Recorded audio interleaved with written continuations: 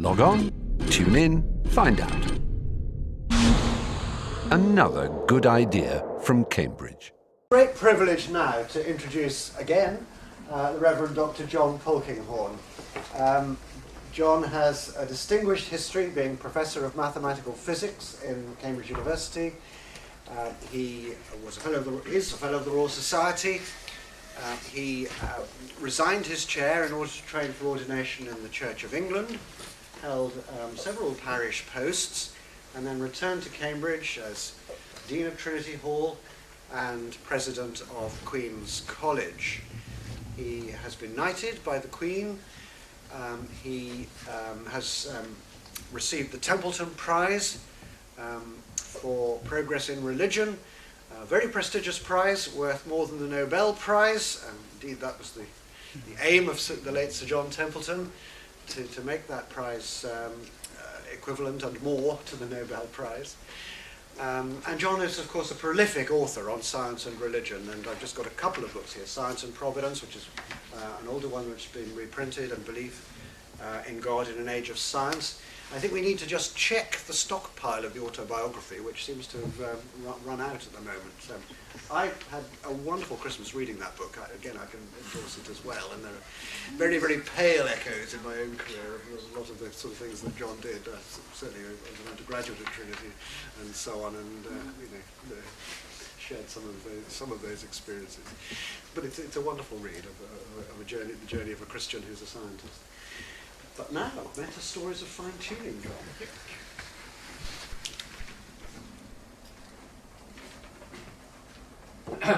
Well, I'd like to say first of all that I very much enjoyed Paul's excellent lecture this morning, clear, well organised, and covering an enormous amount of ground.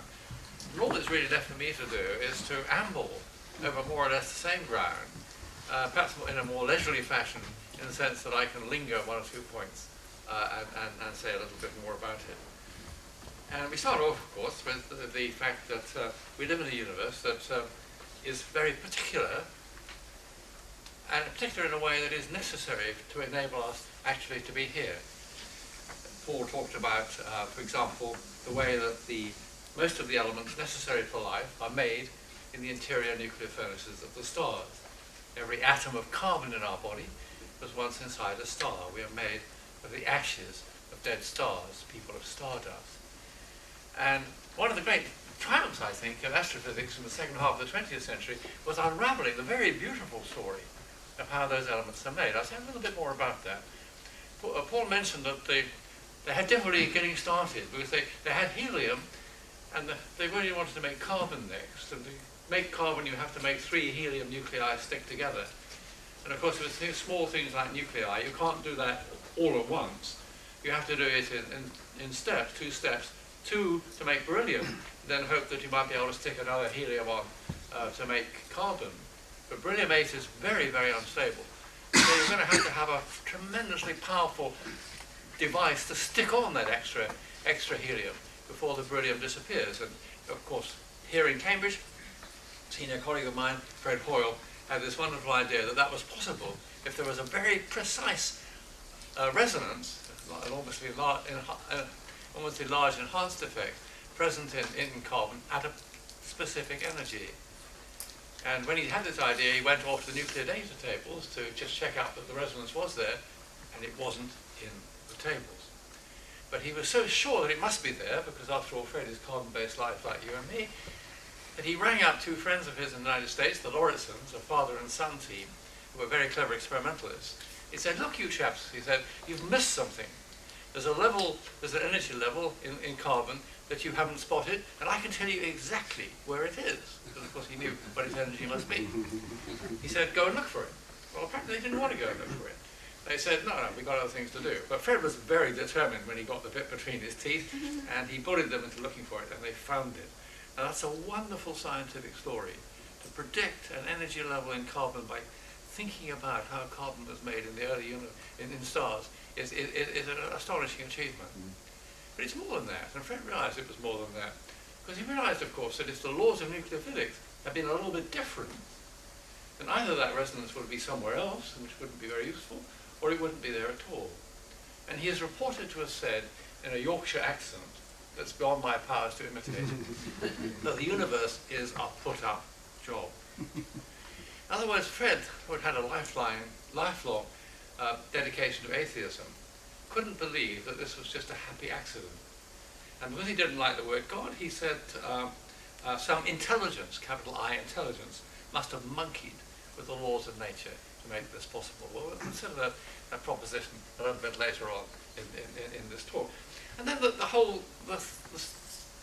story goes on. After carbon, you want to make oxygen. You want to stick on another helium to turn carbon-12 into oxygen-16. You must be careful that one doesn't go too fast. Otherwise, you'll lose all the carbon that you've made already. So there has to not be a resonance in oxygen, and so on, until you get to iron. Iron is the most stable of all the nuclear species, and inside a star, with ordinary nuclear processes inside a star, you can't get beyond iron. You're stuck there. So now you have two problems to solve. First of all, you must find the elements beyond iron, which are also, like iodine, for example, which are also necessary for life. And you must make sure the elements you've made inside the star are not trapped inside the cooling core of a dying star. And that's where, as Paul mentioned this morning, that's where supernovae explosions come in. They not only scatter the material into the environment, so when a second generation of stars and planets condense, they will have the right chemical composition for life to be a possibility. Not only do they do that, but it turns out that neutrinos, which blow off, the high-energy neutrinos, that blow off the outer envelope of the star, succeed in making small but sufficient quantities of the elements beyond iron. It's a very wonderful, truly finely tuned story. Very remarkable. And Paul also talked about inflation. Inflation is a great idea, and it certainly has very attractive explanatory power to explain the isotropy of the universe, that our universe seems to look the same in each direction, despite the fact that if it wasn't inflation, that the universe over here and the universe over there would never have been in contact with each other, so why should they be similar? It explains the flatness problem, omega very, very close to 1, that Paul talked about. It gives this very wonderful explanation of the fluctuations in the cosmic ray background. As I understand it, and I don't understand it very much, as I understand it, Paul made the point by his amazing slide about the different forms of theory of inflation that are available to us. There are lots of technical details. I mean, as an overall idea, it's wonderful and very persuasive, and I'm sure it's an element of the story. But it's tricky. You've got to get going in the right way. Talked about the earlier initial conditions. You've got to make sure it stops in the right way, at least, or is capable of stopping in the right way, and so on. But there we are. It's an awful warning to us. It's a warning that there may be coincidences in nature that look as though they're contrived, but are in fact contrived by nature itself. There are natural processes that bring about that particular fine-tuning. I think it would be very surprising indeed. In fact, I think it would be impossible indeed if all the fine-tunings in the universe were brought about that way. But it does make us cautious about proclaiming the portfolio of possible fine-tunings. Then there are all sorts of other anthropic necessities. I mean, let's just pause for a tiny moment about water. I mean, the remarkable properties of water. The fact that water, pretty well alone of fluids, gets lighter as it freezes, so that ice floats on top of the lake, and that means, and it's also pretty insulating, I might say, so the lake doesn't freeze solid as it would do if it froze from the bottom up. But there, in a lake of any reasonable depth, there would be water below the ice in which life could continue to survive. There are many other properties of water which are very relevant to the possibility of life at all. It's a most remarkable fluid. Presumably those properties flow from just the electromagnetic forces that control the molecular structure of water. It's obviously hard to work out the detail of that, but presumably if those laws were different, water would have a different structure again. So there are all these things like that. And everybody scientifically agrees that these things are there. They're not, as far as I'm aware, matters of argument. People agree about that. Where we disagree sometimes is what to make of that in a broader and a deeper sense. And Paul also emphasized, but it's such an important point that I'd just like to underline it again, It's very remarkable that all these anthropic conditions, many of which are logically distinct from each other, nevertheless do overlap to the extent of permitting a compatible solution of them all. That's a sort of deeper form of potentiality present in the universe, and it's by no means obvious that that would have been a possibility. That's a remarkable fact. So there's a lot of things. So the one thing I think we can agree on is it's a very unfortunate choice of nomenclature that it's called the anthropic principle. I mean, we're not for a minute, of course, suggesting that the universe was pregnant with Homo sapiens immediately following the Big Bang. It was pregnant with the possibility of carbon-based life, and it would be much better if the principle had been called the carbon principle than the anthropic principle. And I believe that Brandon Carter, who was a colleague of mine here in Cambridge in the old days, does regret having coined that particular form of the phrase. So there we are. Now, all these insights and discoveries came as an enormous surprise to the whole scientific community. I think most of us had thought that we lived in a universe that was a pretty common or garden specimen of what a universe might be like, nothing very particular about it. Sort of thing you could buy at the average universe shop, so to speak. And it was a real surprise, and to a fair number of my scientific colleagues, it came as an unwelcome surprise. They felt unease at the particularity of the universe that had been demonstrated in this way. Scientists, of course, like things to be general. That's our natural instinct. We like to think that we're dealing with classes of things and so on. The idea that we lived in a world that was very particular, very finely tuned and special in its character was a disagreeable thought to many people. And it made even more disagreeable by the fact that many of them could discern that there might be some threat of theism lying behind that particularity. And that again is a point to which we'll have to return. Then Paul sketched for us the various versions of the anthropic principle, or at least two of them. Well, the weak anthropic principle. The weak anthropic principle observes the tautology in a way that the universe we observe must be compatible with our being present in it as observers. That might, again, you would think on the spur of the moment that was an obvious but not very interesting fact.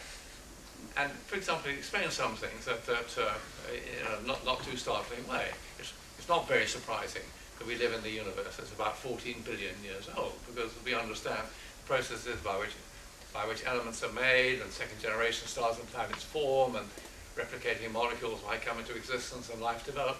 You can see that has a natural timescale of about 14 billion years.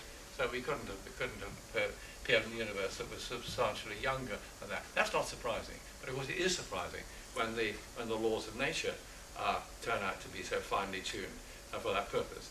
And that really isn't reflected in the weak anthropic principle. It is just too weak, too limp a thing to carry much. But equally, the strong anthropic principle seems like a bit of an overkill. That claims, you remember, that the universe must be capable of producing observers. Whence comes that necessity? Well, some people are trying to make an argument that it comes from the fact that quantum theory needs observers to bring into being a definite sort of world, and therefore that the universe must produce observers at some stage to produce that. Certainly like Johnny Wheeler, like that sort of idea. But I think that's, first of all, I think that's a mistake. I don't think that quantum theory requires observers, meaning by that conscious beings able to note down experimental results for its formulation. It does require the possibility of classical measuring apparatus acting. It does require, for its completion, the irreversible registration of signals of states of affairs in the subatomic world. That's what we mean by measurement. That's been happening all the time in the universe. I mean, it isn't the case that until the universe was about 14 billion years old, conscious observers appeared, no quantum process had ever had a definite outcome. That's an absurd thing to think. So I think that you can't appeal to observers to strong anthropic principle. And as Paul suggested to us, it looks strangely like a theological principle if it's there, but I think it's just not a helpful way of putting it. I myself, in one book of mine, suggested that what we want is neither the weak anthropic principle nor the strong anthropic principle, but the moderate anthropic principle. I'm an Anglican after all. And what that says essentially, I believe, is that it is a significant fact that we live in a universe of fine-tuned particularity, and it calls for an explanation of some kind. And that seems to me a reasonable thing to say. It's a little bit stronger than the weak anthropic principle. It doesn't just say, there it is. It does say there's something there to investigate.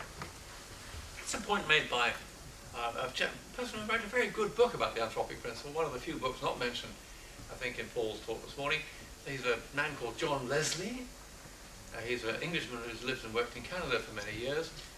He's a philosopher, and he's a very unusual type of philosopher, because first of all, he knows a lot of science, and he gets the science right. And secondly, he's what you might call a parabolic philosopher. He does his philosophizing by telling stories. And I don't know what the professional philosophers think about that, but I like that, because I'm not a professional philosopher, and most of us can get the point of a story. And here's a story that John Leslie tells in his book called Universes. If you want to, it's an interesting read if you're seriously concerned with these matters. John Leslie, Universes. The story is the following. You are about to be executed. You are tied to the stake. The rifles of, when he says 50, highly trained marksmen are trained on your chest. The officer gives the order to fire, the shots ring out, and you find you have survived. Now what do? Do you just shrug your shoulders as you walk away, saying, gee, that was a close one? I think probably not. So remarkable an event calls for an explanation. And Leslie says that basically there are only two forms of rational explanation of your extraordinary good fortune. One might be that there are many, many, many executions taking place today. And you'll see that there has to be really rather a lot to make this argument work, but it's a possibility. There are many, many executions taking place today. Even the best of marksmen occasionally miss, and you happen to be in the one where they all miss. If there are enough executions, that's a possibility. But of course there is a second possibility, that maybe there is only one execution which is scheduled for today, namely yours, but more was going on in that execution than you were aware of. The marksmen were on your side, and they missed by design. But you see how that charming story translates into thinking about anthropic fine-tuning. First of all, of course, if our universe wasn't finely tuned for carbon-based life, we wouldn't be here to be surprised at it. But it is such a remarkable fact, just as the chap who hadn't survived the execution wouldn't be there to be surprised at his survival. But it's such a remarkable fact that it would be incredibly intellectually lazy to just shrug your shoulder and say, gee, that's the way it is, a bit of good luck, and that's all there is. So, I mean, you should look at an explanation. And as he says, there are just two explanations. Maybe there are just many, many, many universes, all with different laws of nature and so on. And then, if there are enough of them, and again, there has to be a colossally large number, if there are enough of them, in one of them, just by chance, circumstances and laws and so on are right for carbon-based life, and that's the one that you and I live in, because we are carbon-based life. In other words, that's the multiverse approach to the anthropic principle. The other possibility, of course, is that there perhaps there's only one universe, which is the way it is, because it is not just any old world, it's the creation which has been endowed by its creator with just the finely tuned laws and circumstances that enable it to have a purposed, fruitful history. These are the possibilities. And Leslie says, what shall we choose? The multiverse, creation. And he says we don't know which to choose. It's 6 of one and half a dozen of the other. Each provides a rational explanation, and we don't know which to go for. And I think if we're just thinking about fine-tuning at that level, that's probably right. But then we go back to the question of whether there might be other collateral considerations that we should take into account. As I've stated it, and I'm doing this in a slightly old-fashioned form, and I'll be a little bit more subtle and sophisticated as the argument goes on. But if we take it in its simplest form, the motivation for the multiverse, there's just one motivation for the multiverse, which is to explain, or to explain away, the fine-tuning of this particular universe. But as far as the universe as a creation is concerned, it seems to me that there is a cumulative case. There are other reasons for believing that the world is a divine creation. We thought a little bit yesterday of the deep intelligibility of the world and the order of the world that might be seen as reflecting the mind of its creator. There is, of course, the widely attested human experience of encounter with the reality of the sacred and so on. So it's a sort of cumulative case on this side. Whilst at the level at which the argument is being conducted at the moment, the multiverse assumption just does one piece of work. This is the point essentially that Erdmann made in the discussion earlier this morning, that there were other reasons for believing the world to be a creation, and so on. Well, let's now try and take a little bit closer look at these things. Let's think about the universe. The multiverse. Let's think about the multiverse. There are obviously some difficulties about the multiverse, interpreting the multiverse thing. First of all, it is clearly far too naive an argument just to say that if you have a very large or infinite set of objects, you'll get every possibility realized within them. I mean, that's clearly not true. I mean, just think about the infinite collection of even numbers. You will never find the property of oddness in that collection, despite the fact that it is unbounded size. So, and secondly, if we're going to talk about probability, we have to have some sort of, as somebody made this point this morning, we have to have some sort of measure. We have to say how much of these possibilities are sitting here. What is the measure on universe possibility space? Rodney discusses this a bit, if I remember correctly, in his book, but it's clearly a puzzling question and not well formulated, I suspect. So there are problems in that respect. But the main point is the one I already made, really, that if we're going to go for the multiverse, there has to be more arguments on this side to support it. Just to assume the multiverse as itself is really not an explanation of anything. You could explain any property of any universe simply by incorporating it in a sufficiently large portfolio of other possibilities. There's no real explanatory power unless you have some reason for believing that this particular portfolio, this particular range of possibility of possible worlds or parallel universes is the one that has other collateral support. And that's why, of course, Paul spent a lot of time, very helpfully, talking about how one might find motivations, scientific motivations, or quasi-scientific explanations for a collection of different universes. So let's spend a little time thinking about that. The simplest way of generating a sort of multiverse would come through thinking about spontaneous symmetry breaking in the very early universe. We thought a little bit this morning about the notion of a grand unified theory that at sufficiently high temperatures, which means sufficiently high energies, all the forces of nature might converge and be essentially the same in a grand unified theory, or if you're bombastically inclined in terms of language, a theory of everything. And maybe that's what the universe was like at a very, very early epoch, much earlier than 10 to the minus 43 seconds. But of course, as the universe expanded and cooled down, then of course that enormously symmetric grand unified theory would begin to have its symmetry broken. Particular forces at particular levels would crystallize out of it, following the way that if you have a magnetic material that's been heated up and lost its magnetism, when you allow it to cool down, then domains of magnetization will set in within the solid. So that the universe might be full of domains of different forms of symmetry breaking, and that would give different values for the observed, actually experienced forces of nature. The way in which the symmetry is broken, it might make weak interactions stronger than they are in this universe, might make them even weaker, and so on. So there might be a vast number of domains in which different balances within the force of nature, different balances were realized in each of the different domains. But we would be unaware of that because inflation would have blown apart the walls of these domains. And so we only are able to observe the domain in which we live. That would be a possible way of generating a possibly infinite, probably infinite, portfolio of different universes in which the ratios of the fundamental forces of nature took different values. Whether that portfolio would be big enough to do the job is not entirely clear to me. Moreover, of course, you still don't lose a degree of specificity. It's very important, and again Paul made this point this morning, as you move these arguments back and as you try and generalize them and set this portfolio within a bigger portfolio and so on, all the time there's going to be something that you have to assume that defines your initial portfolio. Nothing comes of nothing.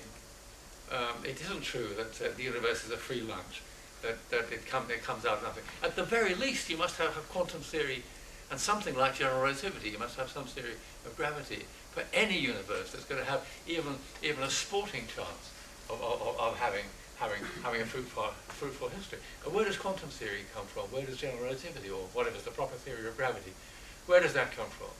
It doesn't come for free. It's a sort of given endowment of the world.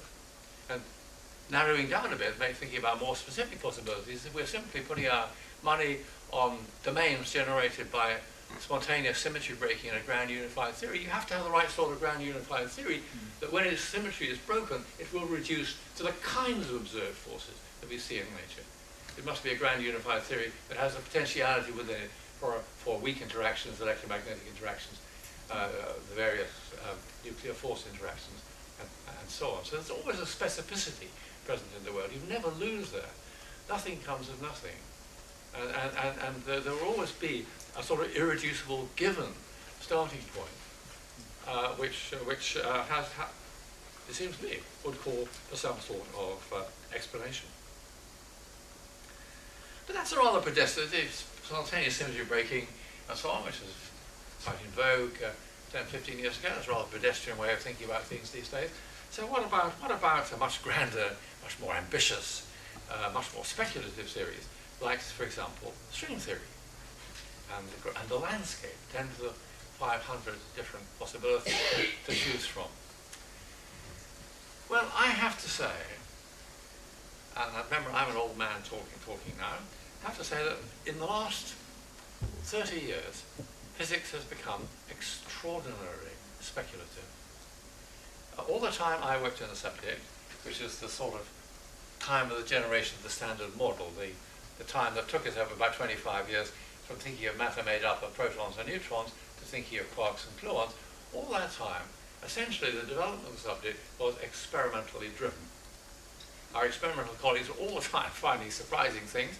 Though there were extremely clever theorists around, Feynman and Gell-Mann and people like that, in a sense the theoretical community was limping behind the experimentalists, always seeking to make sense of what they were discovering until we got the synthesis of the standard model. But that has changed in fundamental physics in the 30 years since that time. And it's changed, I think, for two reasons. One is that the input of experimental data has been very much reduced. Very high energy experiments are extremely expensive to set up. That's why it's taken so long and so much money. The NHC, this new machine at CERN, which will come on stream later this year, why it's taken it so long for it to come into being. So there's been a dearth of experimental input, and and so the theorists have been left with to twiddle their thumbs in a way, but they twiddle their thumbs in a mathematical direction. They have come to believe that not just that the search for beautiful equations is a good heuristic strategy in theory of physics, but that it is the way to outjump the experimentalists and find out how nature is happening far beyond anything to which we have direct access. And extremely clever people have been involved in that. And very interesting things have been done. But essentially, they've all been mathematically motivated. Now, what these people have been doing in a variety of ways has been, they've been exploring, actually, the richness of relativistic quantum theory. A theory that contains relativity, special relativity, contains general relativity, or some theory of gravity, and contains also quantum theory. And we know that when you put those theories together, you get a much richer, much more interesting theory than you would have with either of them on their own. So it's very sensible to try and explore what richness might be lying there. That's a reasonable thing to do. But you don't know for sure that you're exploring in the right direction. And the string theorists will, without batting an eyelid, tell you that they can tell you what nature is like, how it behaves, 16 orders of magnitude beyond anything of which we have direct empirical access. Now, 16 orders of magnitude take you from a city the size of Cambridge to something very much smaller than an atom. That's a very big gap to bridge simply by your imaginative speculation. And I think that we should be very, very sceptical of that. The lessons of history are strongly against being able to second-guess nature so far ahead. I mean, one of the things that's made physics interesting is that we've never quite known what to find down the next corner. And the many difficulties that people have had in formulating grand unified theories of one sort or another strongly suggests to me that there is some missing ingredient, some conceptual idea which we haven't been able to construct out of our minds, and which only the actual nudge of nature would push us in the direction of finding. So I think we should be very wary. I mean, they're very clever people, but we should be very wary of these speculations. Now, of course, I say I'm an old man. I think most of my generation of theoretical physicists probably share that sort of view. But it is a caution worth taking into account. So and I mean, another example is exactly this landscape that we're talking about. As Paul told us this morning, the great hope of string theory when it began was that it would be a unique theory, or almost unique theory. No adjustable parameters, a theory of everything in that rather limited physics sense of things.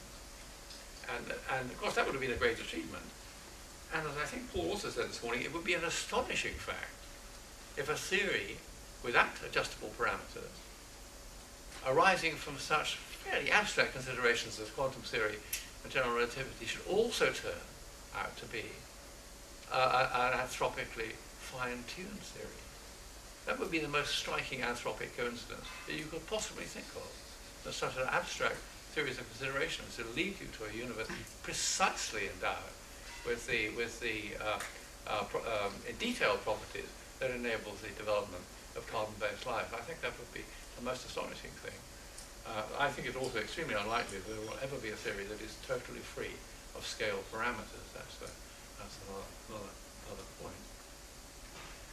But the string theorists have come across this landscape of 10 to the 500 different possibilities, as I explained this morning. That's because they have to formulate string theories in 10 or 11 dimensions. They have to compactify those to get them down to a universe of the kind we observe, that's to say with 3 space and 1 time dimension.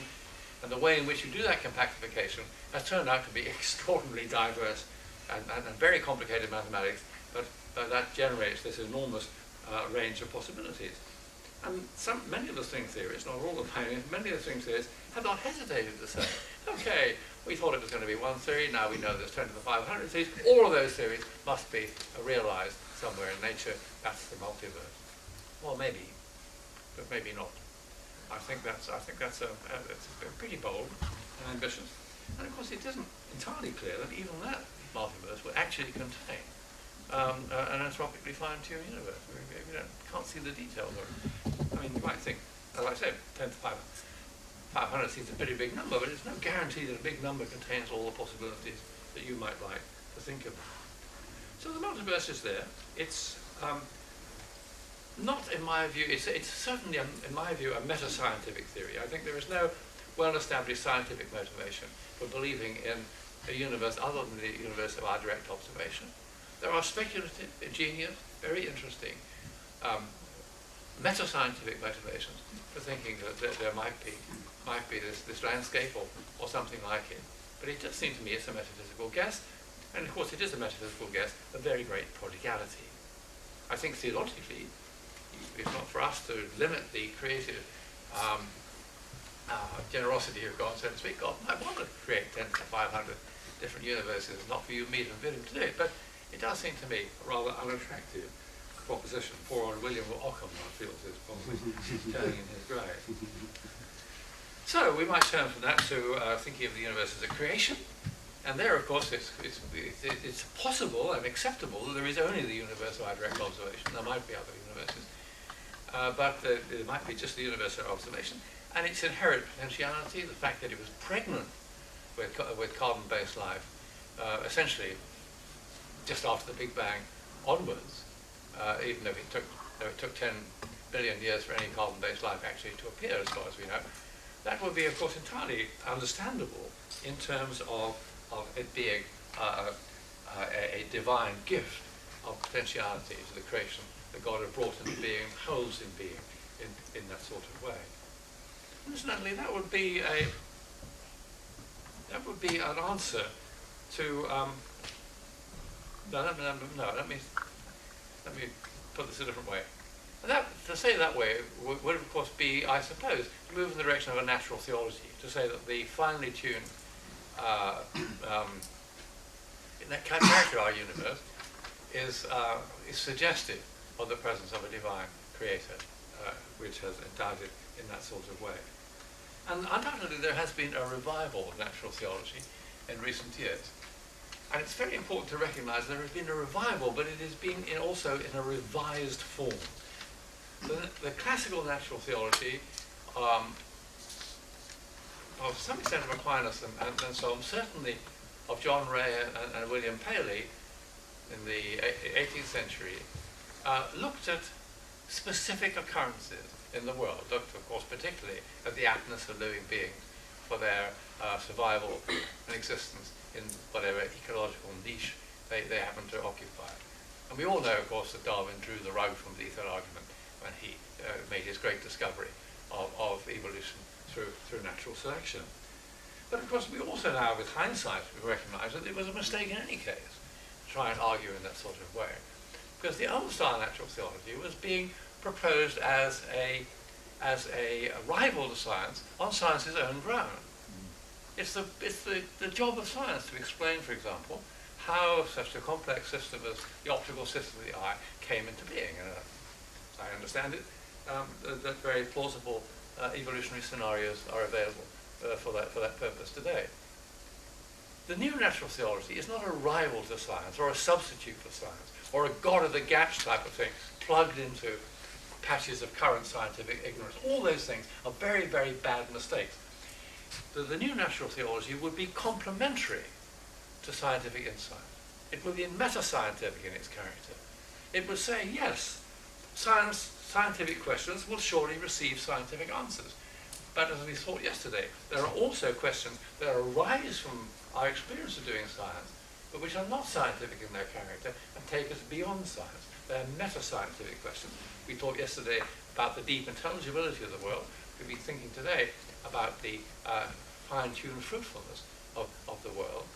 And those are questions which take us beyond science. Science does not explain of itself the fundamental laws of nature. They have to be taken as its givens. Whether the fundamental laws of nature science has to take away are, say, the forces of the standard model, or whether they're deeper than that, whether they're simply quantum theory and relativity and things like that, that's a scientific matter to argue about, and certainly an unresolved scientific matter at the moment. But science, well, nothing comes of nothing, and science has to have a brute fact on which to base its account of the world, and the brute fact of science is the brute fact of science is the form of the basic laws of nature that the particular form of science we're thinking about assumes as its starting point.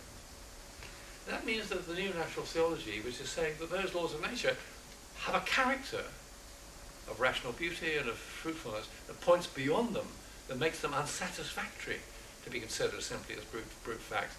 That new natural theology is not rivaling science, but seeking to take science's insight absolutely seriously and to embed it in a wider and deeper framework of understanding. And that incidentally provides a counter-argument. I was trying to say that 5 minutes ago, but I changed my mind about saying it. That provides a counter-argument to the argument of that grand Scottish skeptic David Hume, who, you remember, cast a lot of learned fun on the notion of natural theology in the 18th century, and particularly said that it made God seem like a shipwright making a ship.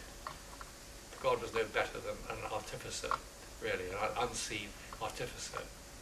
But if God's creative powers are shown in the world not by the formation of particular things, but by the ordaining of the ground rules, the laws of nature that enable the possibility of any particular thing, that is a form of making, that is a form of design, in fact, that is truly intelligent design, spelled with a little I and a little d, rather than a capital I and a capital D.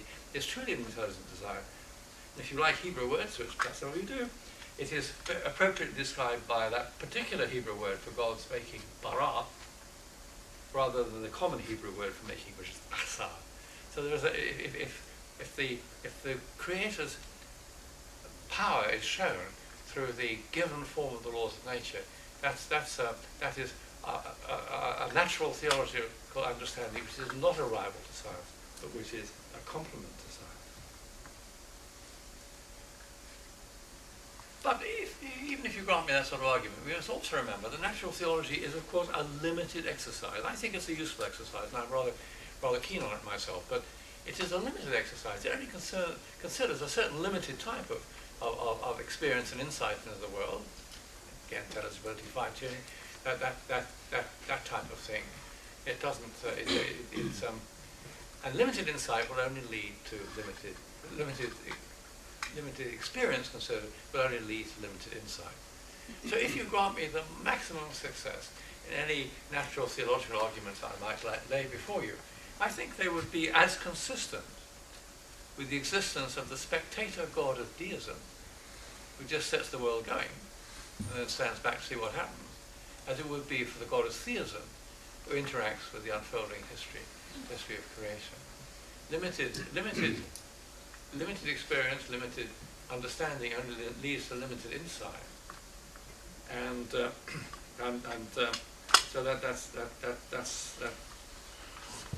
that seems to me to be a limitation. The best that natural theology can give you is a picture of God as the great mathematician, or the cosmic architect, or something like that.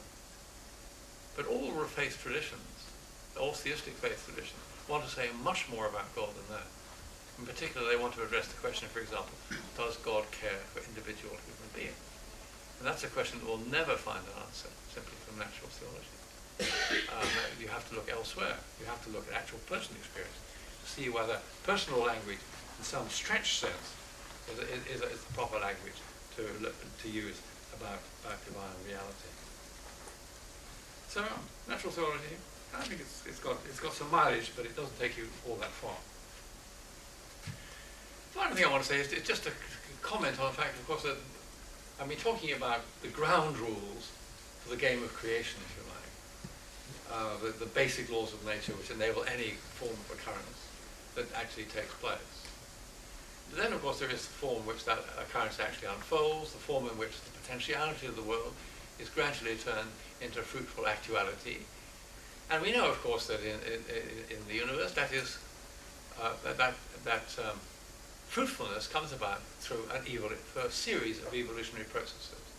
Not just the evolution of life on Earth, of course, familiar to us all, but it's an evolutionary story for the actual formation of the stars and galaxies. The small fluctuations in the early universe are the little contingent chance, if you like, contingent fluctuations that trigger the snowballing effect of gravitational condensation. And the lawful regularity, the necessity of gravity, is what, of course, enables that snowballing effect to take place and to condense the universe, making a universe that is an almost uniform ball of energy into one that was lumpy and grainy, with stars and galaxies after about 1 billion years, more or less. And evolutionary processes, therefore, fundamental processes taking place at the edge of chaos all the time, where order and disorder interlace each other. We've come to see, I think, as a widespread scientific insight that regimes of fruitfulness are always at the edge of chaos. If you are too far on the orderly side of that frontier, things are too rigid for anything really new to happen. You get rearrangements, but you don't get new things. If you're too far on the haphazard side of that border, of course nothing persists. Those things just fall apart. It's at the edge of chaos. Think about biological evolution. If there were no genetic mutation, there would be no new forms of life. There was genetic mutation on a large scale all the time. No species were good established on which natural selection could act. We have the right amount of genetic mutation in our world for its biologically evolutionary history to be fruitful. And that's a general sort of feature. And of course, I'm sure you all know that from 1859 onwards, it is an ignorant caricature to say that all the scientists welcomed Darwin's ideas right straight away, and all the religious people, including, of course, particularly the obscurantist clergy, said no, no, no. That wasn't true at all. And there were clergy who welcomed Darwin's insights from the start, of whom Charles Kingsley is a very notable example, who coined that wonderful phrase, which is the evolutionary way, it's the theological way of thinking about evolution. He said God could no doubt have snapped the divine fingers, brought into being a ready-made world, but God had done something cleverer than that by making a world in which creatures could make themselves. A world so endowed with potentiality that the shuffling explorations of happenstance, of chance, of contingency, would bring to birth the fruitfulness of the world in these contingent ways. When you come to think about it, if it's true that God has the nature of love, that's the appropriate form of creation, it seems to me, if one may presume to say so, the appropriate form of creation for such a creator to bring into being. The world of the God of love cannot be a divine puppet theatre in which God pulls every string. It must be a world in which there is freedom for creatures to be themselves and to make themselves, because the gift of love is always the gift of some suitable form of independence to the objects of love, as parents, of course, have to learn as their children grow up and make themselves. And that insight helps theology with what is surely its most difficult problem, and the greatest question mark that it writes against natural theology, which is, of course, the evil and suffering in the world. I mean, okay, we all know the problem. The world is the creation of a good and powerful God, whence comes evil. Why is evolutionary process may be fruitful, but why is it also so wasteful? Why is it full of extinctions and parasitisms and all that sort of thing? And I don't wish to suggest for a minute there is some simple one-line answer that removes all our perplexities. It is a very deep problem, and certainly not to be dismissed. But science does offer a small insight which is helpful, I think, which is simply this: that if a world in which creatures make themselves is a great good, it is a great good that has an inescapable shadow side to it. If genetic mutation is going to be the engine driving the development of life, producing new forms of life, when mutations take place in germ cells, then it's inevitable there will also be mutations taking place in somatic cells, body cells, and when that happens, at times they will become malignant.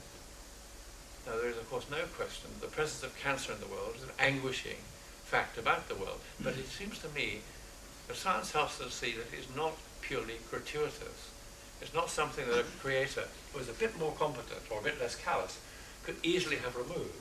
It's the shadow side, the inescapable cost of a world in which creatures are free to be themselves and to make themselves. Science, we all tend to feel if we'd been in charge of creation, we would have done it better.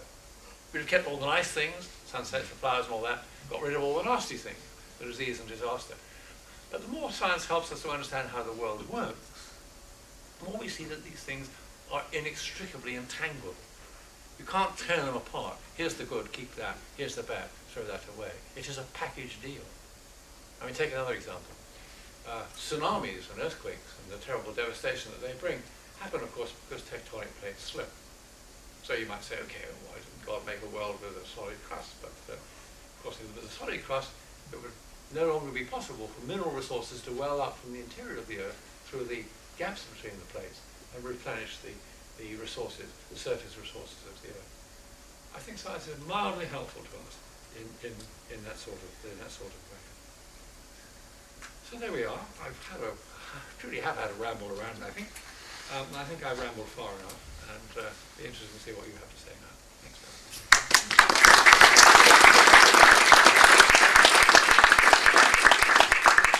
Well, thank you very much indeed, John. I'm sure you've given us plenty to think about, and let's have some questions. Vernon, you've got one.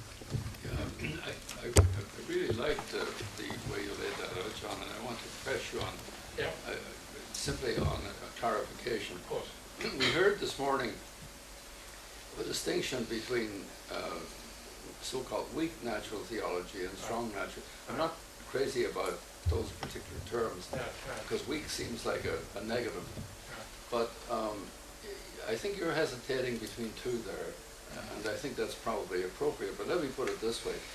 Um, the so-called weak natural theology is going to say that it will use terms like you used at one point, complementing. Right. That is, that the theological explanation, or the theological account rather, complements the scientific one. Right. Now, and that certainly is the case.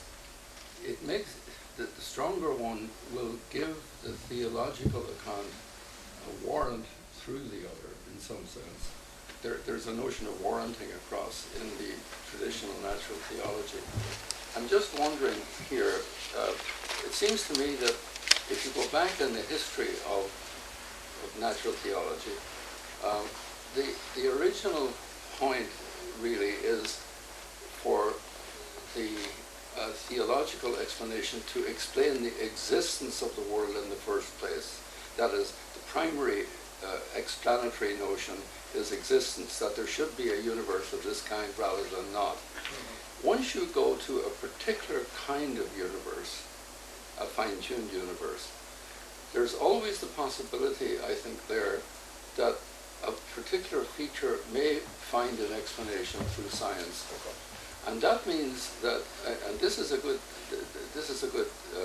case of it actually, because it seems as though scientists are, rightly or wrongly, striving to, through the multiverse, for example, to provide an explanation for the fine-tuning. I mean, it's not an explanation so much as an explaining away, of course, but it dissolves the fine-tuning, which is no longer fine as it seemed. It's simply obvious that it's going to occur. So it seems to me there is an element of competition at that point. And it's hard to eliminate that. I mean, I'm sympathetic, mind you, to your suggestion that the accumulation of fine-tunings makes it an almost incredible thing for the scientists to overcome. And yet there is, at least in the view of a lot of scientists, an element of competing, which I think is a little dangerous in a sense. And it certainly does suggest the notion of a gap once again. Well, the gap here, sorry, go ahead. Sorry. I think I'd answer that by saying that I think that the multiverse, for example, only provides an explanation if there is an independent reason for believing in a multiverse. Yes, I And totally my thesis agree. was that the speculative physics of, say, superstring theory is not a strong enough scientific motivation for making that thing. It is a meta-scientific guess of a very interesting kind. And it certainly, of course, is not a freestanding guess, as I said several times. Quantum theory and general relativity, things like that, have to be fed into it. So that's one thing I'd say. Secondly, I don't think that if weak natural theology involves notions like complementarity of explanation, I don't think that's all that weak. I think that's strong enough for me. I certainly don't want to talk about proofs of God's existence. I think that's proof is anyway a limited category, as we thought yesterday. My basic claim would be not that, of course, that atheists are stupid, because clearly they're not, but that theism actually explains more than atheism can. That would be my claim. That taking the whole explanatory context, that theism offers a broader and deeper context of explanation than simply say, or certainly simpler than scientism, or some modestly augmented form of science. That would be my. The other word you use is suggestive, and that sounds like a more positive. Well, yes, I mean, suggestive is sometimes a slightly weak word, but I mean, I want something that is not too weak, but I certainly don't want anything as weak as proof. And I mean, another word I might appeal to would be consonants. Yes, that's the word that I like. I use your word complementary. Consonant, I think, for a number of reasons I would prefer. Yeah. But I mean, I think you're absolutely right. It's just that I think your point that there has to be at least some degree of independent proof. Yes. Because if in fact the only warrant for the multiverse is in fact the fine tuning, if that's all. Yeah, yeah. Then the theologian can very legitimately say, look, Yeah. I've been standing at the top of this mountain for a long time. To quote Yeah. somebody. Yeah. I think we agree on that. Indeed. So some more questions, right? I think you were the first, just third row. Oh, you both. Right. Did I hear in your suggestion something that actually really rings true, that the use of the multiverse is sort of a bad methodology, because in essence it's not doing science? Because if you said, why do we have a certain force in the universe, you could appeal, we have it because in one universe you would have that force. And so that sort of epistemologically, if you always appeal to a multiverse, you're actually leaving scientific method behind. Well, if you take a pretty strongly empirical view of natural science, and I wouldn't be as strong as this, you'd say that we only have motivation for thinking about the universe we actually observe. Why should we suppose there are all these parallel, in principle, unobservable worlds which lie around us? Now, if we could motivate their existence through a well set up theory of quantum cosmology, maybe string theory, that sort of thing, that would be a significant supporting argument. But I don't think that there is enough force. It's an interesting suggestion, but I think it's no more than that. So I think it doesn't really carry you very far. That's my judgment. Yeah.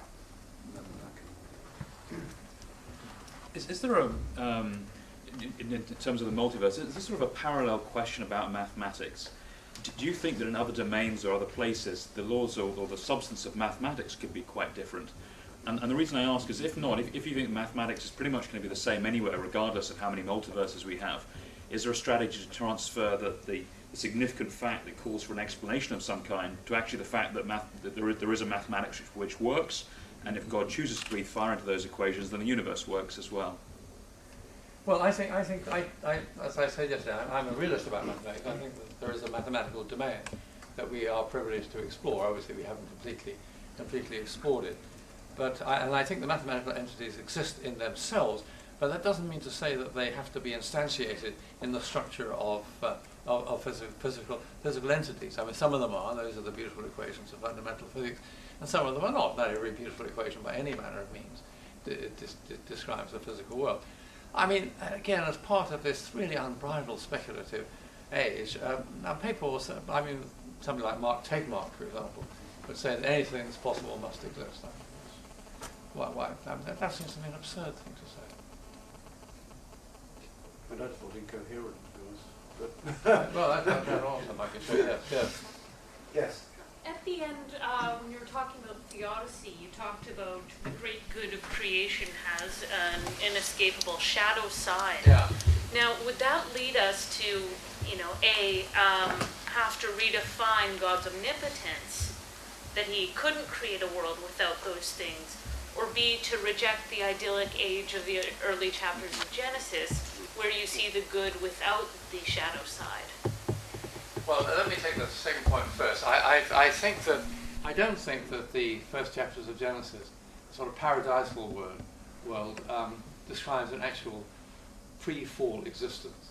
I mean, we know, for example, that death was in the world many millions of years before there were any hominids or any thought in the world. It has a different purpose. It's a theological writing, and I mean, Augustine thought that the world had fallen from a paradisal state. Irenaeus, an earlier father of the church, thought that we started as infants and human beings, in some sense, humanity started in an infant state and grew into maturity. Irenaeus is the sort of patron saint of modern scientists, theologians, in that respect. Now, what was the first question again? Just The omnipotence issue. Oh, yeah, that's a very important question. Thank you very much for asking it. I think to me, it's clear theologically that to say that God is almighty or omnipotent doesn't mean that God can do absolutely anything. I think the rational God cannot decree that 2 + 2 = 5.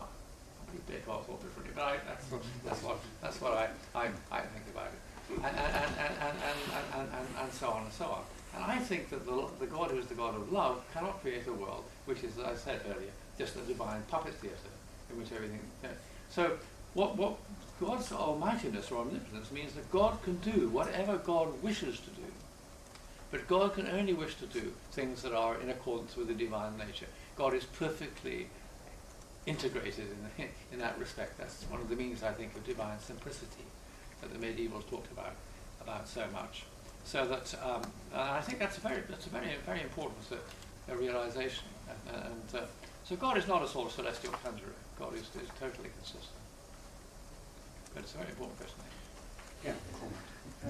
Thank you very much, John. Can I just ask, within the context of science and let's say the how, to put it simply, for some of us who sort of just restrict ourselves to the how, let's say, I was a bit confused by the either or between the multiverse and the anthropic, let's say let's say the moderate form information of the anthropic principle. For example, let me say first, I think you're absolutely right about.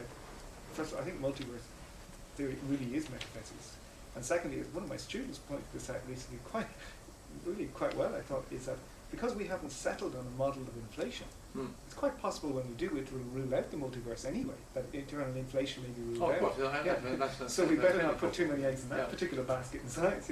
But anyway, in terms of the either or, I mean, I keep thinking about that soldier in the firing squad. I mean, if it was me, before I quite said, well, that's this principle at work, I'd be looking to see, well, maybe they got the wrong ammunition that day, the whole lot of them, maybe they were all blind, or, I'd be exhausting every single possibility.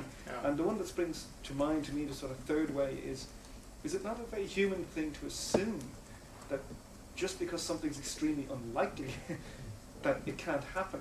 And in support of that, I would say, my old sort of, I know I'm always banging this drum, but in terms of fine-tuning, if there's one thing science has told us, and you're absolutely right, we will always have explaining to do, but if there's one thing it's taught us is the longer we do science, the less the number of coincidences. In other words, it always seems to converge. Certainly in physics, I should speak about physics, but in physics, the more we do it, the more of what used to be coincidences, as you said, about inflation, turn out to be interrelated.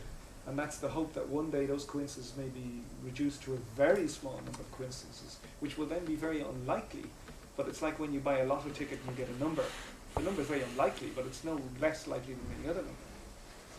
Yes, well, first of all, I mean, I don't think it's quite true that science always reduces the number of coincidences. I mean, the recognition of anthropic coincidences has put a lot on the table that weren't there 30 years or 40 years ago. So that would, I think, be the case. I think the thing about rare events, unlikely events, is that when they, I mean, in themselves, there's nothing significant there. If I take a bunch of stones and I throw it on the hillside, they fall in some sort of pattern. And whatever that pattern is fantastically unlikely compared to all the other possibilities they might have done. However, if I see, this is taken from Polanyi, by the way, if I see stones on the hillside that have formed the pattern SOS, I don't think, gee, that was a random event. I feel there's something more going on. When unlikely things seem to carry with them significance, then I think it is a right instinct on our part to feel that we ought to look for and expect to find, I think, a deeper unifying explanation. But can I just tack on that? But that's exactly it. It's not less likely. It seems ridiculous it would spell SOS, but it's actually not less likely than any other configuration. No, of course, no, it's not. That's exactly my point. All the arrangements of stones on the hills are equally likely, and most of the time we don't bother about them. But when that arrangement in its unlikely particularity also seems to carry another significance to it, then I feel it's not enough to say that's just a random event. But that depends on the observer. If you don't speak English, for example, you don't make any. Of course, yeah. I mean, That's there's a very interpretation. Yes, Yeah. I thought it was the other side of the coin. It's low probability, but you can explain it. Satisfactory. Yeah. You told that the God gave the universe to creatures to make them on their own, which for someone could be somehow less than to plan or design. But in fact, it's for me it's actually more, because if we look how if the God is love according to theologians, and if we look how the love acts among people, it's exactly the same actually. The person who loves me gave me some space, so doesn't plan everything for me. No, I entirely agree. But equally, I mean, I don't say that God's simple. I don't want to be driven back to the deistic spectator God, who simply lets it happen. I believe in divine providence. You can read the book about it if you like. And I believe that God interacts with unfolding history, but does not overrule creatures' role in unfolding history. Just as parents give their children space, as you say, to be themselves and to make themselves. But we don't allow a 3-year-old toddler to experiment with jumping out of an upstairs window. Gentleman over here? Just to follow up the theodicy question. Yeah. You've described certain natural evils as being inextricably entangled, I think, with the world. So does your eschatological vision of creation as a Christian preclude such elements? If so, how? And if you can say how, what effect would that have on creaturely freedom, which you obviously value? That's a very good question.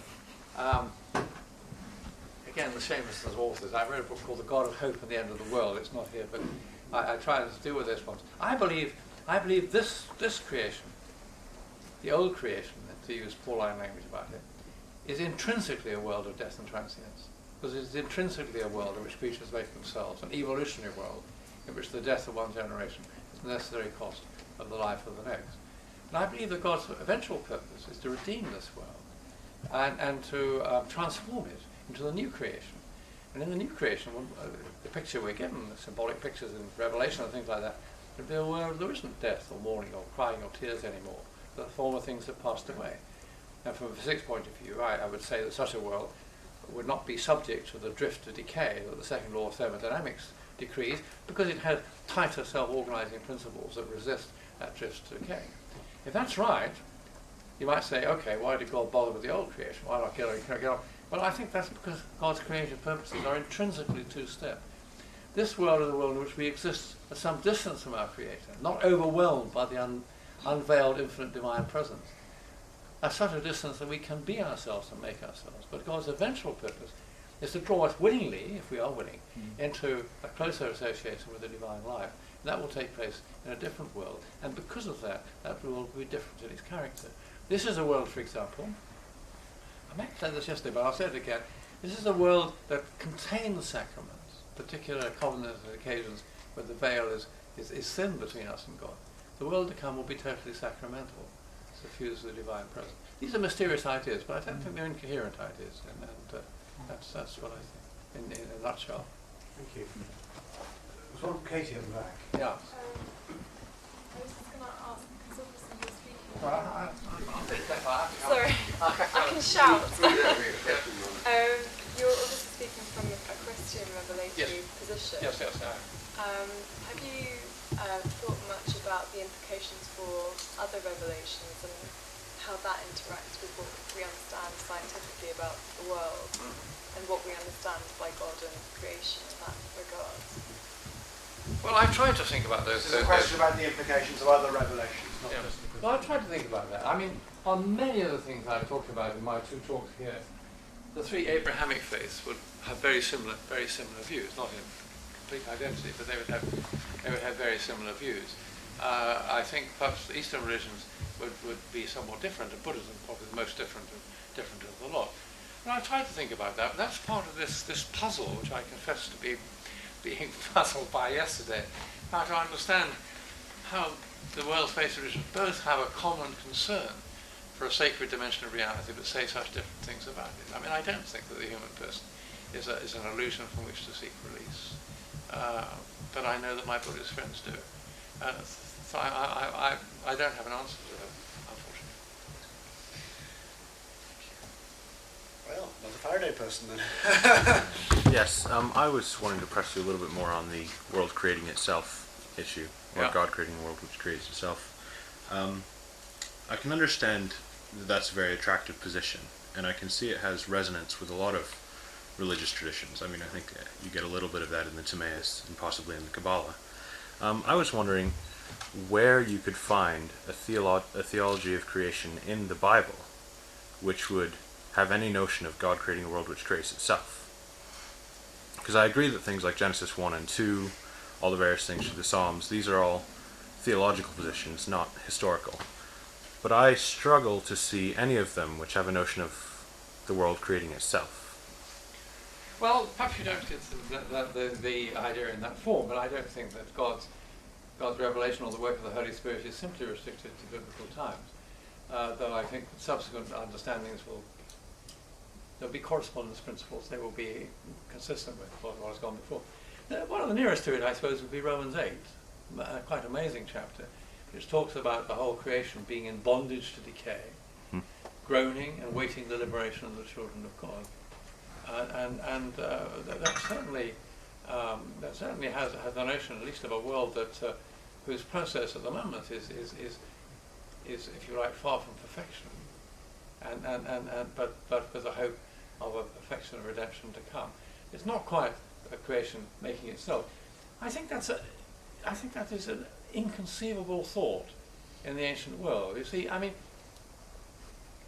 the idea, the notion of the fixity of species, that essentially the world is the same today as it was 6,000 years ago, is deeply imbued in all the thought of the ancient world, and indeed the Middle Ages, it seems to me. And I mean, it's the natural thing to think. And one of the big discoveries, of course, of the last 200 years has been the existence of deep time. Geologists got into it first, biologists second, physicists resisted until about 1920. But the idea that the world has been very different in the past, and so on, it has a very long history, that's a very modern idea. And I think it would be quite extraordinary if people had seriously taken that on board. Once you've got that idea, then you are driven to think in this sort of way. And I think there is a competitive, I mean, I think the truth is one, and that those who seek to serve the God of truth must welcome truth and allow one truth to modify its other. I mean, Augustine said, didn't he, that in his literal commentary on Genesis, that if secular knowledge made you put a big question mark over some traditional interpretation of Scripture, you should reinterpret it. Well, I don't think he was envisaging quite such a big question mark as deep time presents to us, but I think he would have both been interested in it and known what to make of it. Could I supplement that? Yeah, please do. It seems to me that instead of using the expression the world creating itself, there's I mean, creating really gives the wrong overtone there. There's one creator. Yes, absolutely. No, absolutely. Yeah. But I mean, since you mentioned Augustine, wouldn't it be better, as you, I think, yourself said earlier, to say that what you do, in some sense, implicitly find in the Bible is the notion that the creation would be as a transcendent creator would make it, which would mean that the potentialities for that creation are there from the beginning. That's, if you like, consonant with what's, it's not said in so many words, but if you look through the Old Testament and see a gradual dawning realization that the original tribal God of the ancient books becomes something much more than that as books go on. And by the end of the Old Testament, it's a God who is responsible for all that is, the mountains, the seas, and everything else. Now, it's consonant with that, it seems to me, that such a God would, in fact, place the potentialities. Now, it turns out that I mean, this is the way Augustine puts it, but it turns out that potentialities are not, as he thought, as a Platonist, for one seed to one kind, but it was much more complicated. God couldn't quite pull that off.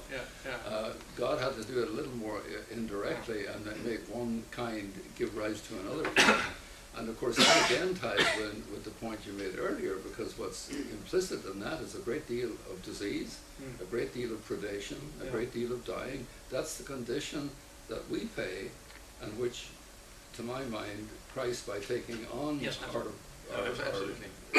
showed solidarity with a divine realization that the world that the Creator gave us was one in which inherently there has to be death and dying, even a cruel form of dying in some cases.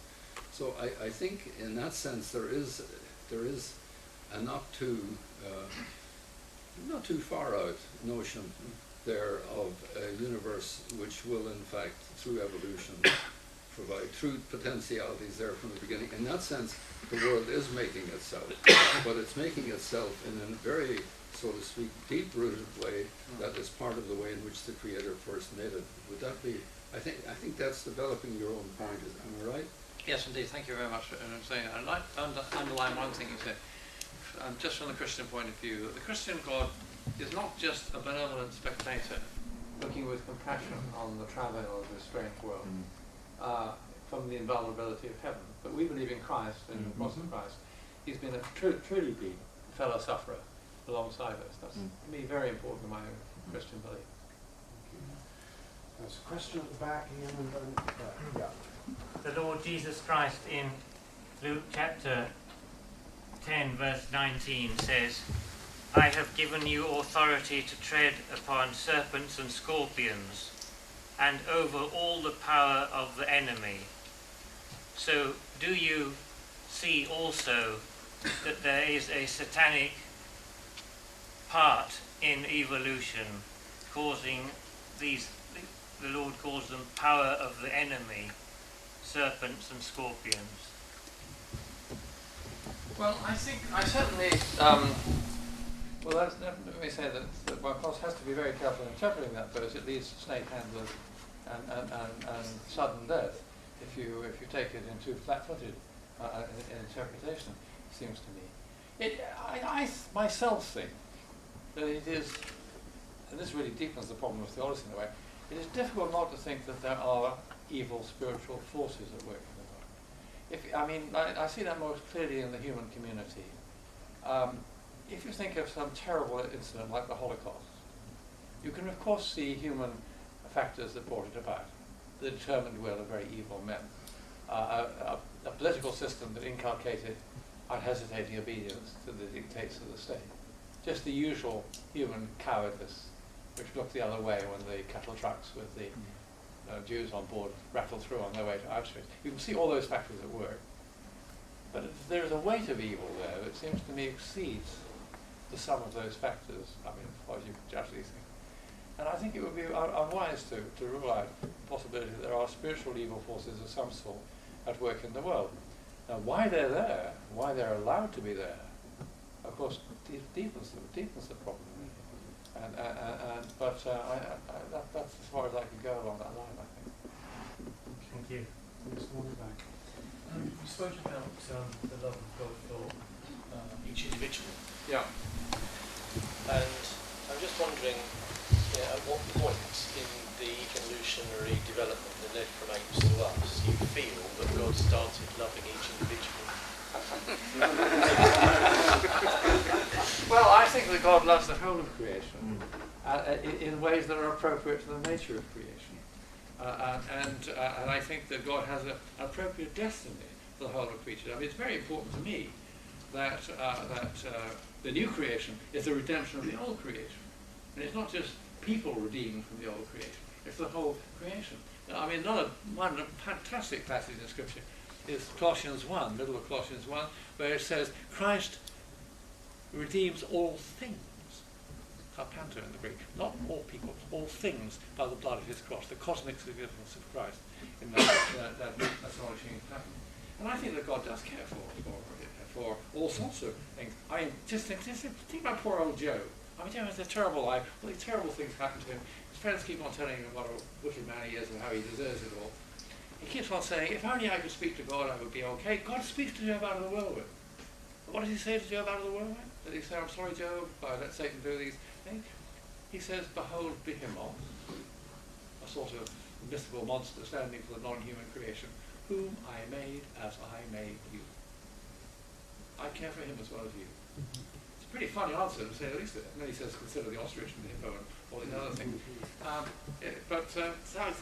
sure God cares for creatures, but in appropriate ways. I don't think that every bacterium that's ever lived is going to have a destiny beyond death. I sincerely hope not. So there are gradations. Yeah, again. If we reject the lost idyllic age and creation is very much as God created it, what is it being redeemed from? Humans are redeemed from sin. Decay. It's redeemed from the necessary cost of the evolutionary process in this world designed for creatures to make themselves. That's not God's final purpose. God's final purpose is that those who will should live in the presence of God and their everlasting destiny is the unending exploration of the inexhaustible riches of the divine nature. That's what we're more redeemed into than from, I think. But that's not true. You might want to bring in human sin there, well, that's that's why part of the hope for an ultimate destiny, it seems to me, unquestionably has to include judgment and purgation. Judgment is not appearing before some angry God who wants to throw you into prison as quickly as possible, but is being confronted with reality, seeing yourself as you really are. That will be painful for all of us. And the purgation, I mean, we're all going to die with dross in our lives, with hurts unhealed, but I think the sins unrepented of. And there's going to be some sort of process that deals with all that. I mean, I very much dislike Dante's Inferno, the sort of torture chamber pictures, but I really love the Purgatorio, that great mountain joining earth to heaven. Each level you're purged from one of the 7 deadly sins. Every time somebody moves up the mountain, one level to the other, the whole mountain shakes with hallelujah. So that person moves nearer their heavenly destiny. That's a very encouraging And picture. in the human realm, I can see that. Yeah. But in the natural realm, what needs to be redeemed? It doesn't sin.